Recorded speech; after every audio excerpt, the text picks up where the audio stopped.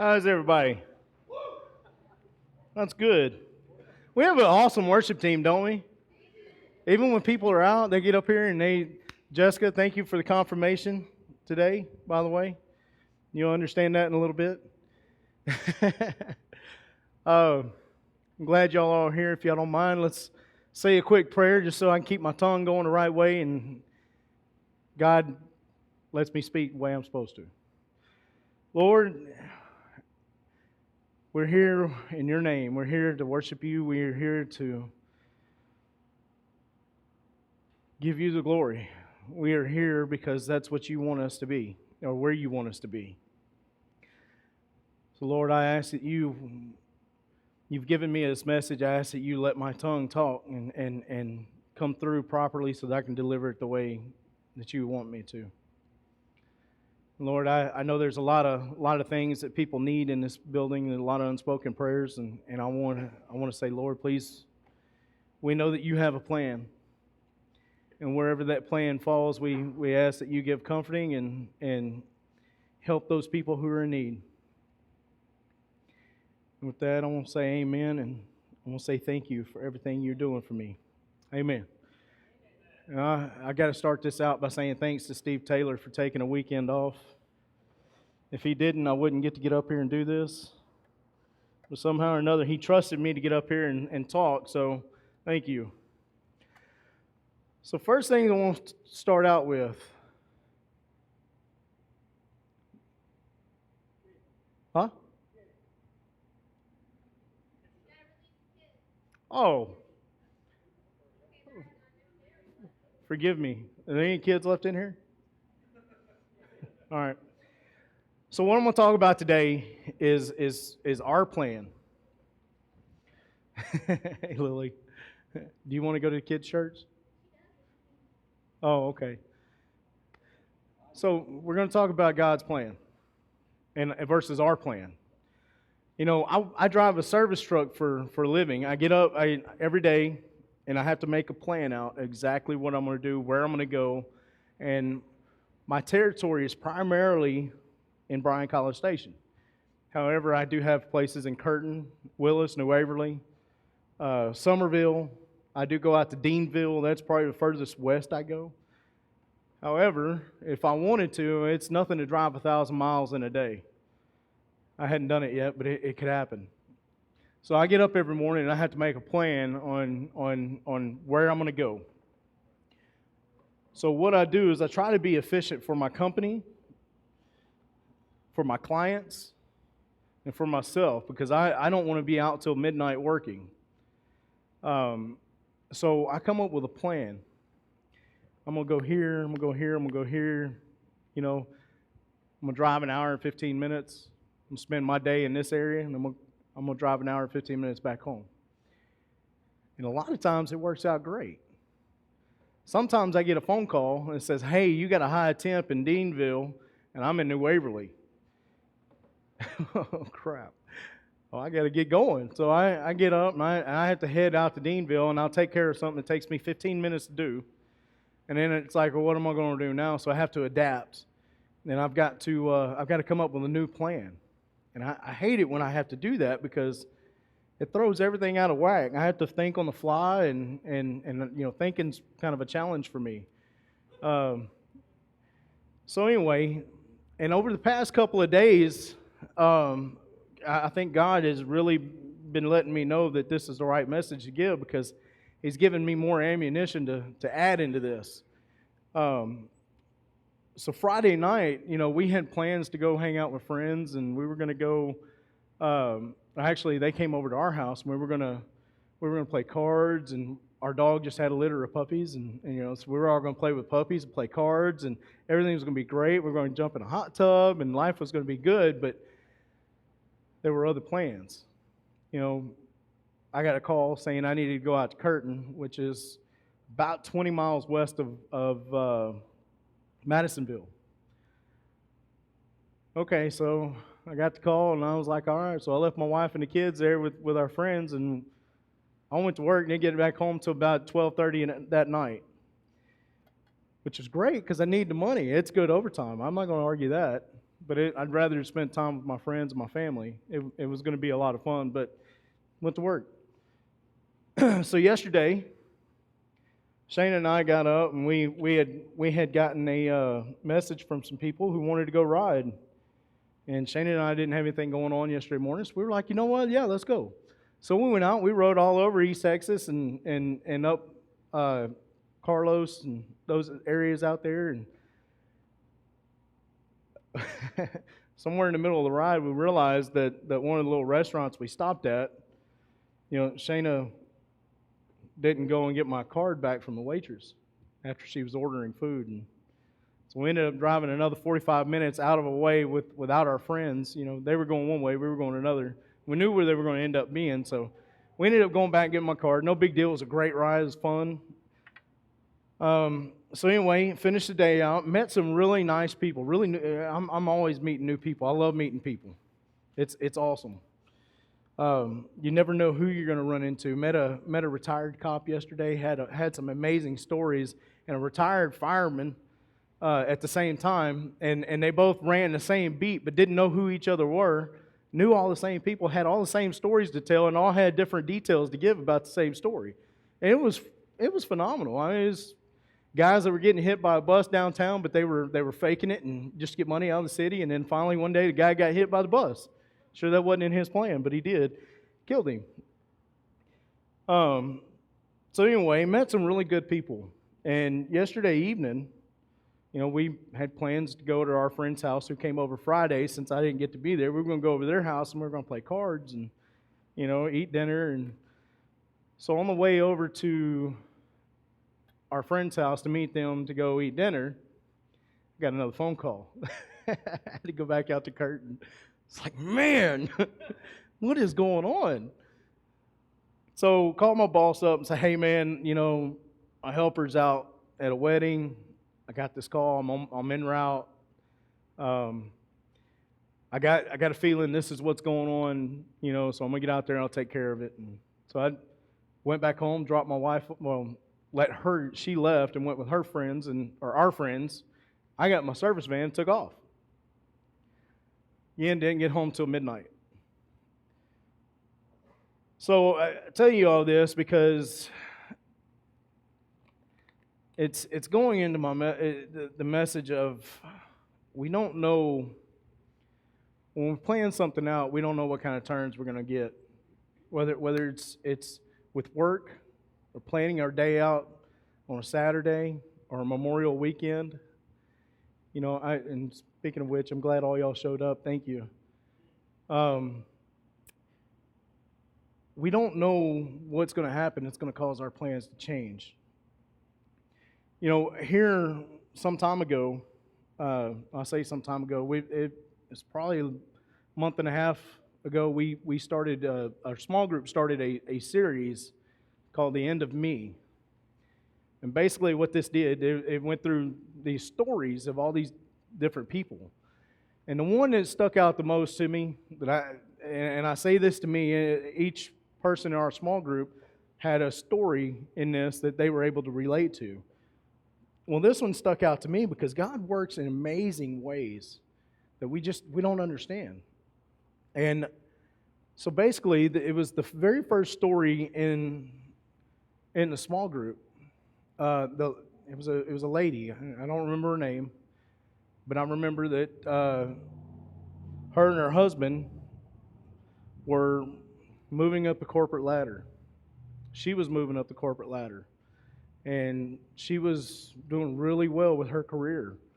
And her husband decided to start going to church, which was all fine and good. So she went, and she's still moving up the corporate ladder. Well, her husband then decided to take a job with the church, and in doing so, she was going to have to quit her job and move to where this was at.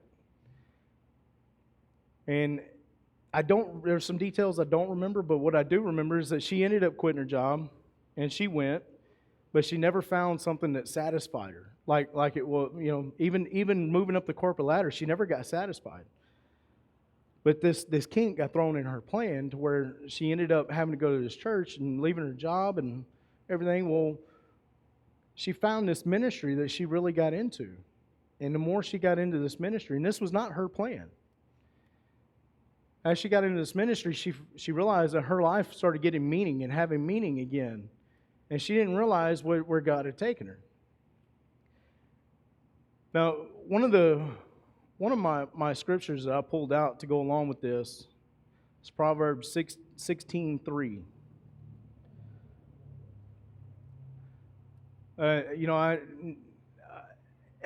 I was going to go with a different one first, but this one makes more sense. Proverbs 16:3 says, "Commit to the Lord whatever you do, and He will establish your steps."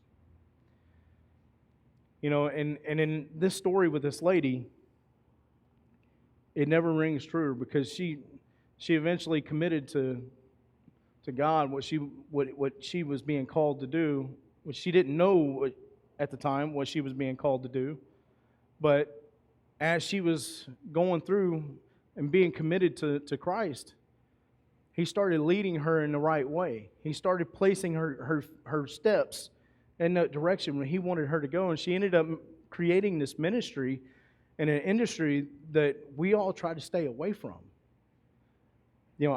It's for me, that industry is like a plague. And I don't want to talk about that on the stage up here, but those of you who are in the small group, she started this ministry and she started leading people to Christ through this ministry. It was an amazing, amazing story. And that just goes to show you that we don't know exactly where God's got us, where He's taken us. I know that the ultimate goal is salvation. The ultimate goal beyond salvation is glorifying Him and praising Him and worshiping Him. Other than that, we don't know His plan. And 6 months ago, some of this, I may have talked to y'all and told y'all individually some of these stories, but just bear with me. It all comes together. Some time ago, Steve and I had a conversation. It pertained to the discipleship curriculum that we got. That he was working on getting us, and we were talking about it prior to him pulling the trigger on this curriculum we had back there. So the conversation that we had is, it was about my supervisor. And my supervisor, his name's Todd Stutler. If any of y'all want to keep him in your prayers, please do. But his daughter, who was the same age as my daughter, she was 14. She committed suicide. This last April was a year. And so 6 months ago, Todd had my supervisor had come to town, and we had a very hard, very awkward, very uncomfortable conversation. And in this conversation, it progressed to the point that he was crying and he was trying to hold it in. And, the Christian thing to do is you got that go-to phrase is God's got a plan. Well, he snapped back really, really quick. And this guy is a cornerstone in his church. And he's on a board whenever they're looking for pastors or whatever. He's there. He's with them helping do this. And so basically he told me that his faith was not very strong. And that he couldn't understand a plan that God had that took the life of his daughter. What do you say to that? I mean, I didn't know what to say. That's a miracle in itself, because y'all all know I don't have a loss for words. I can talk to that wall over there if I need to.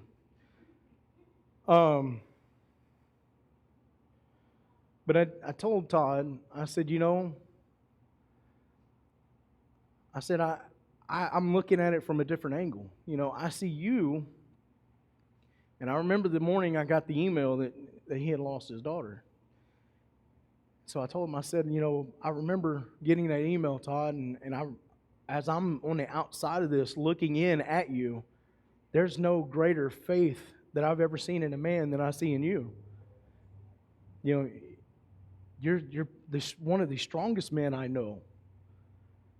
to be able to go through something like this and come back to work and hold it together, I don't know how I would be.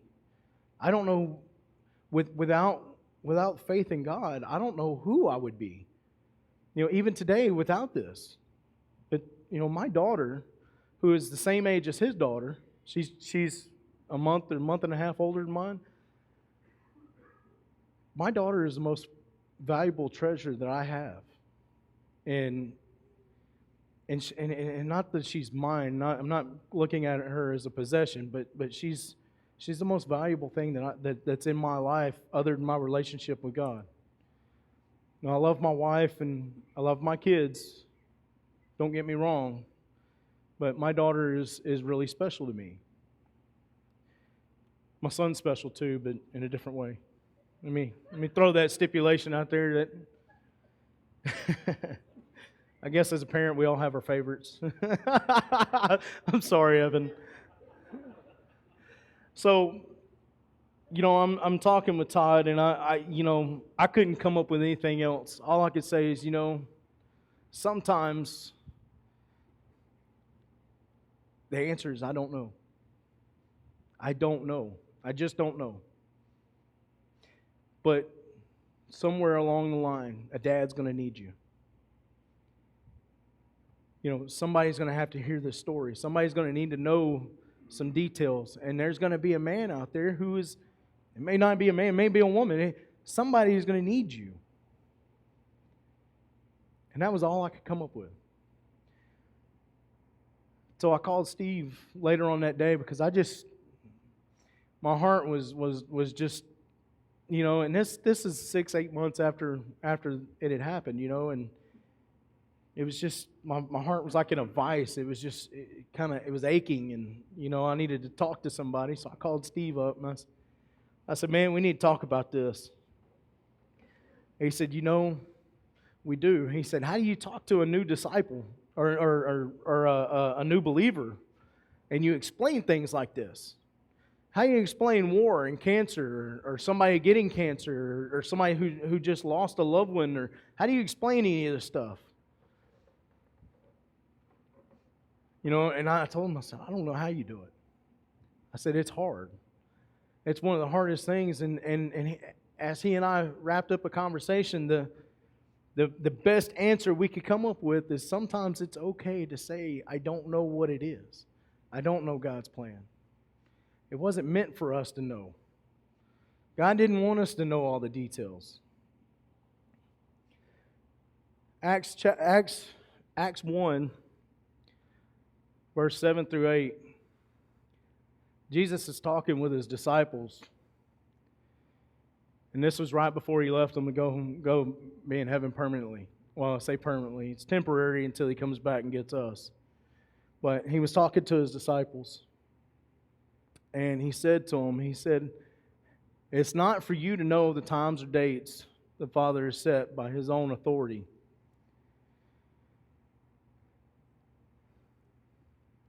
And you will be my witness in Jerusalem and in all Samaria and to the end of the earth. So basically, he told them, you're not going to know when. You're not going to know how. But in Proverbs, he told us that he was going to establish our footsteps. Now, I'm not trying to commingle Scripture or make them anything else, but I do believe God's guiding us. I do believe he has a plan for us, and problem is that there's things that happen along this plan that he set out for us, this path that we don't know. And it's okay to step back and say, I don't know. I heard Dr. James Dobson on the radio the other morning, and he was kind of going along the same thing, and I kept thinking, man, this is exactly what I'm talking about. This is going to be my message. So I'm sitting and listening to him, and sure enough, he comes up and he says the exact same thing. We're not supposed to know. And I kept thinking to myself, man, what an awesome confirmation, It's hard to have faith in these situations. So, in April, which was the 1 year anniversary for my boss's daughter's suicide. He comes into town, and he and my helper and I, we all went to lunch. And my service van was in the shop. I had hit a buzzard riding down one of the roads and blew out a headlight, and they had to replace the whole front end just for replacing the headlight. So for a week, it was in the shop. I don't know why it was for a week, but it was. So I had this rental truck. It was a horrible truck. It was really nice. It was brand new, but it was four-door, four-wheel drive, long wheelbase. Thing was about that high. No step bars. So needless to say, I needed a 4-foot ladder to get in it every time I had to get in and out of it. So anyway, we decided we were going to go to lunch in this truck. So we were riding down the road, and I had the back seat was full of tools. My helper, he's squished up over there, and this guy's shorter than me, if y'all can believe it. I mean, Mr. Bill, not to call you out or nothing, he made you feel tall. So he's sitting back there, and he's said, "Sean, move all that stuff over." And he's like, "Oh, I'm fine." All right. So Todd, when he got to our property and we were talking, we were going over lighting retrofits, what we were doing, and we had some managers come into town looking at it, and they liked it. And anyway, we decided to go to lunch, and Todd had this. You know how when a woman is pregnant and she's got that glow, and they, you know that there's just something going on, you know, something good. Well, Todd had this glow on him. He was smiling. He was the Todd that hired me. And so I asked him, "What's wrong? What happened?" He said, "What do you mean?" I said, "Dude," I said, you hadn't been like this in a long time. I want some. What is it? And I guess he caught on to what I was saying, but he told me, he said, "You know, it's terrible what happened." I said, "Yeah." I said, "I know." He said, "But there's something positive coming out of it." I said, "So what is it? Tell me. I'm dying to know. I want to know this." And so he starts telling me that prior to this whole ordeal, his daughter had met this friend, or she didn't even know the girl, but met her at a little party. Girl came into the party, didn't know anybody who was there. Well, his daughter had went up and started conversation and befriended her there at the party. This girl didn't go to her school yet. You know, in intermediate, they all go to different schools until they get to high school. In a small town like ours, you know, when they get to high school, they all come back together. Well, this little girl started in high school. And so Todd's daughter, every time somebody talked about her, they referred to her as that girl. Well, the girl who his daughter befriended, I'm sorry if I get this mixed up or get you confused with that, but it's hard. I don't know names. So the little girl who she befriended ended up going to the high school. Well, she's on the cheerleading squad, so she got tired of every time somebody referred to his daughter as that girl. She was like, you know, her name. She has a name. You know, it's Isabel. Her name is Isabel. Stop referring to her as that girl. The little girl got offended by it, and not only got offended by it, God put it on her heart to do something about it. She went about with the superintendents of the school, the principal, and she got this petition together where she got a small piece on the school property to plant a tree. And they got a landscaper to come in, donated a tree. He didn't tell me what kind of tree. I don't think he really cares. And then another guy came in and made a plaque. It's called Izzy's Tree. She went by Izzy. Her name was Isabel. So this girl started this and got this tree planted, and Todd, he says, "Man," he said, you don't understand how wonderful this is. You know, there's something positive coming out of it, and now I've got a place that I can go And I can sit and you know, and it's right in the pathway of all these kids going into the school. So they're going to look over and they're going to see Izzy's tree, and they're going to start asking what that's about. And as they go in, you know, somebody there knows Izzy's story, and they can relay that story to these kids who need it. You know, and so it's an awesome thing. And he said, but it's even better than that. He said, a month ago, my pastor came to me and he said that there was this man that I needed to talk to. And Todd's like, well, I don't know if I'm ready to talk to people yet. You know, I'm just... So his pastor was very persistent. This guy, Todd, I think you need to talk to. So Todd went on and he's like, well, let me think about it. Let me pray. And so he got to praying about it, got to thinking about it, and he came back to his pastor and he said, all right, I'll talk to him. He said, what's his story? He's a military vet whose wife had his 7-week-old baby in the bed with him, and they rolled over in the middle of the night and suffocated the baby.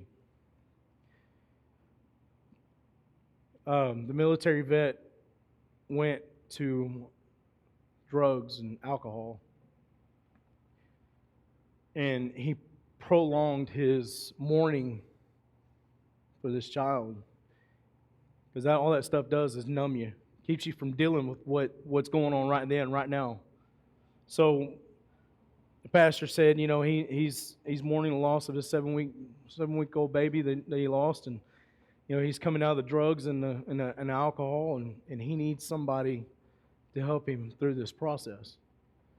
And so Todd stood up and said, okay. He said, I'm here. I'll do it.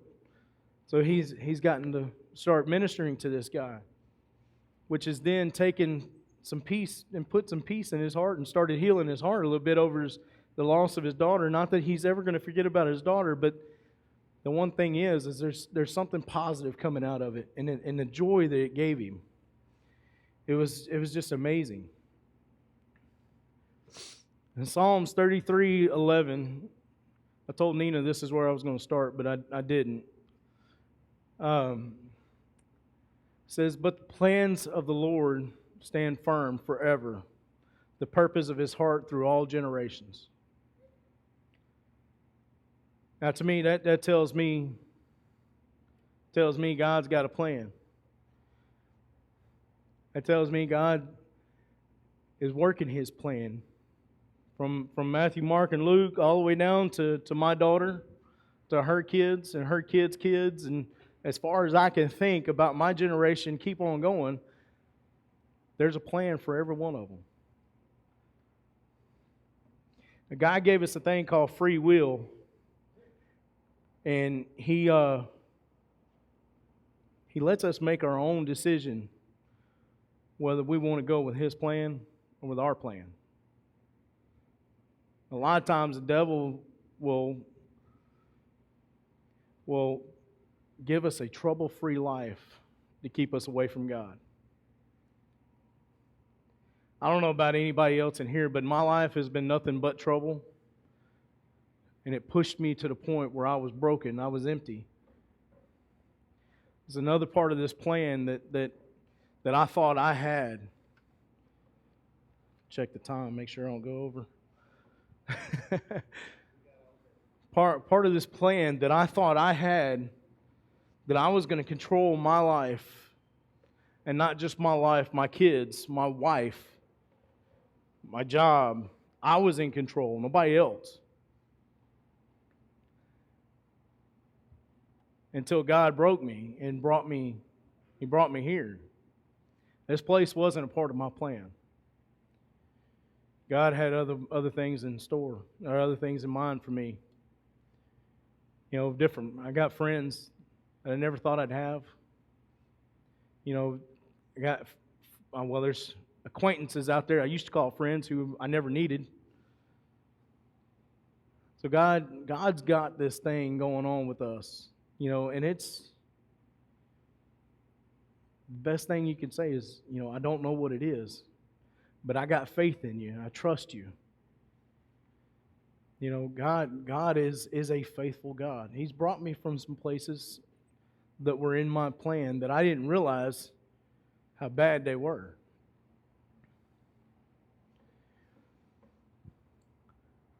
Philippians 4:11 through 13. One of the scriptures that most people quote is Philippians 4:13. I can do all things through Christ who strengthens me. Well, recently I've got a good friend. Y'all ever seen that movie War Room? I don't know if y'all hadn't. I don't want to spoil the movie for you, but I'm going to tell you this anyway, so if you don't want to spoil it, get out. Please don't. But I am going to spoil it. The lady in the movie prays for a specific task from God. She prays that He brings her somebody that she can minister to, that she can lead to Christ. Well, after watching that movie, I kind of got, anytime you watch a spiritual movie or a Christian movie or something like that, it always gives you that fire.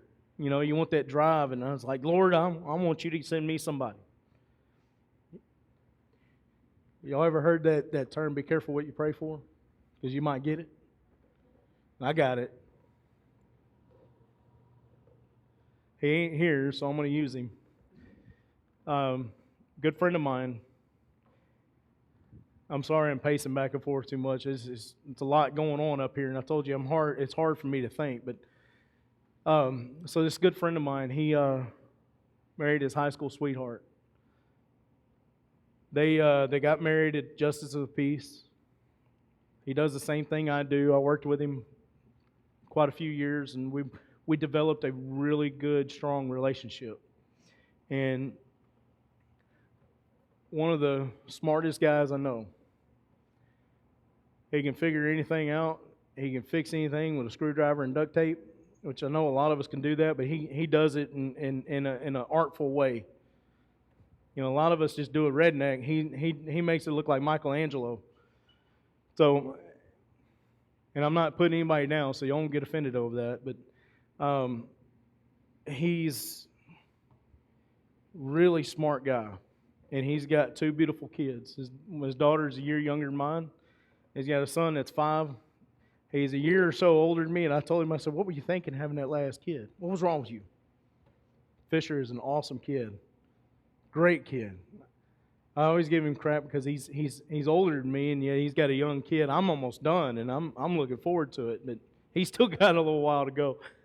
Anyway, so over the years, his wife began working as a receptionist at a title company. And in doing that, she started moving up the corporate ladder. And she got to where she was making bukus of money. Lots of money. Matter of fact, she makes 70% more money than he ever did, and he makes really good money. Needless to say, they don't hurt for money. They had a good life. They got a nice house. They've got everything you could possibly want, an outdoor kitchen and pool, and you name it. They've got it. And they kept going and buying stuff to fill up their life, to make them happy. And every time they bought something to make them happy, they kept getting more discouraged, more depressed, to the point where they couldn't talk to each other. So, not that long ago, he comes to me, I call him up and say, hey man, you said you got these light fixtures. I need a couple for my garage, and all right, man, yeah, you come over and let's get them. But when you go to bed at night, pray for me. What? He said, pray for me. What's wrong? That's not something you ever say. You've never asked me that before. You never told me to do that. And he said, my wife's wanting to split the sheets. So what do you mean? He said, well, she's wanting divorced. She wants us to separate. And I said, well, what are you talking about? You've got the perfect life. Why all of a sudden does she want a divorce? I don't know. It's killing me. I said, well, we need to get together and we need to talk. I said, how long has this been going on? He said, about a year. I said, you hadn't told me? You've been dealing with this all by yourself? Man, you need to talk to somebody. So you gotta be able to think. And I know I've got you up on this, you're way up this totem, pole for me. And I said, but you can't do this by yourself. You can't think straight. You need to talk to somebody. Well, I've been going to see this therapist, and I said, that therapist, is she a Christian therapist? No. I said, she ain't a therapist. She ain't helping you. So we went and sat and talked, and he told me the whole story, and we sat out in the parking lot, and we prayed together, and I never seen a guy cry in my life. He seen me cry because he saw me go through the exact same thing. But I cried a lot more than he did. And I told him, I said, Frankie, I didn't mean to say his name, but Frankie, I told him, I said, God's calling you. He's breaking you down. Right now, you need to turn to Him. And he said, I am. He said, I'm praying. I said, that's good. I said, but you need to empty yourself completely out. You need to seek Him, and you need to seek Him for you, for Him, not for any other reason. You put Him first in your life, and everything's going to fall into place, because that's where the free will comes in.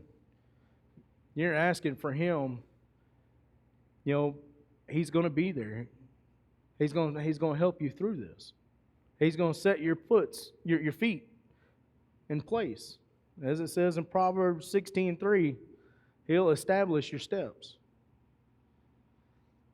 Now, going back to Philippians 4:11 through 13, this is where this came from. The author of this book, he says, I'm not saying this because I'm in need, for I have learned to be content whatever the circumstances. I know what it is to be in need, and I know what it is to have plenty. I have learned the secret of being content in any and every situation, whether well-fed or hungry, whether living in plenty or in want. I can do all things through Christ who strengthens me. Most people know Philippians 4:13.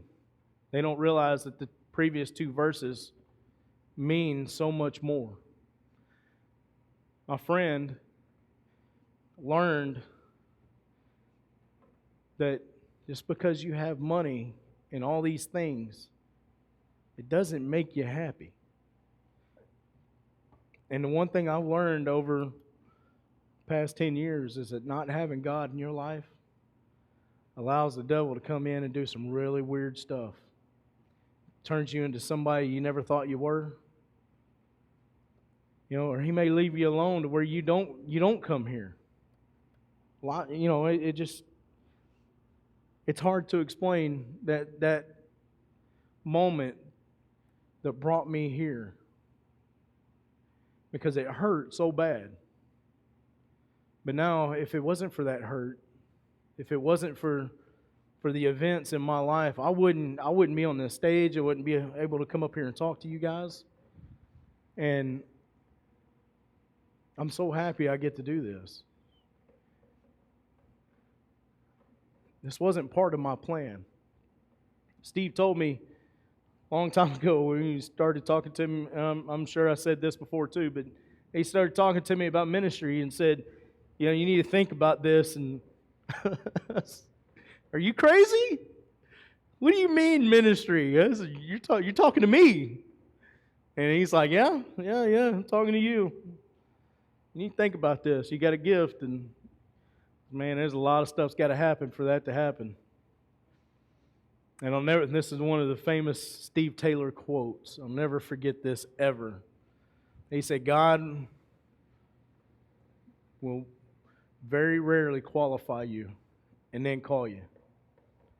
He said, God will call you and then He'll qualify you. He'll put you through some stuff before He lets you do some stuff. And that's one thing I'll never, ever forget.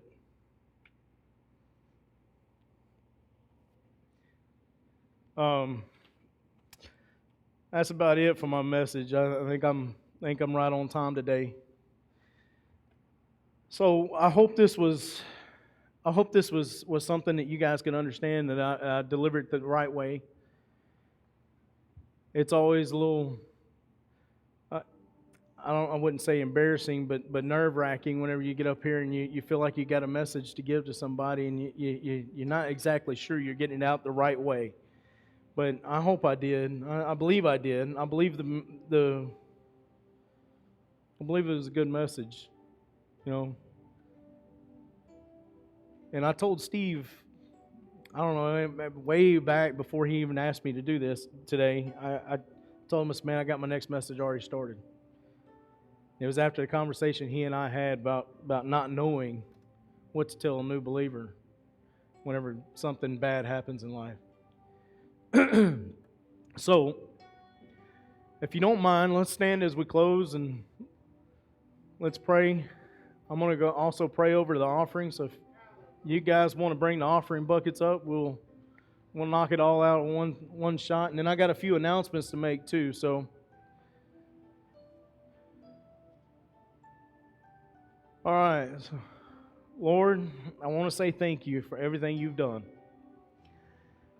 I want to tell you thank you for bringing me to where I am, and I want to say thank you for all the people that you've put in my life who've pushed me along this path that you've created for me. And thank you for putting my feet where they belong, on a firm foundation. Lord, I want to thank you for the things that you're doing, the foundation that you've put in front of me, that you've got me going down, Lord. I want to say thank you. And I ask that you take all these people in here and you strengthen the foundation that they have, so that they'll be able to strengthen my foundation even more. Because without them, Lord, I'm nothing. I'm not anybody. Lord, I ask that you take this offering that we're going to take up, Lord, and I ask that you take it and you further this kingdom. I ask that you take this building and this church and you make us something great. I know that one day we're going to have our own building, our own property, and we're going to be able to worship you unstoppable all year long without having to move out. I want to pray for this city, Lord. I want to pray for this nation, that the events that are going on, whether they're part of your plan or not, that you could take this and you can make something good out of it. Lord, I ask that all the needs that are in this place, I ask that you go through and you touch every need and you set it on the path that it belongs on, whatever that may be. And help us understand when your plan takes us in a way that we don't understand. In your name, Lord, we will say thank you and amen. So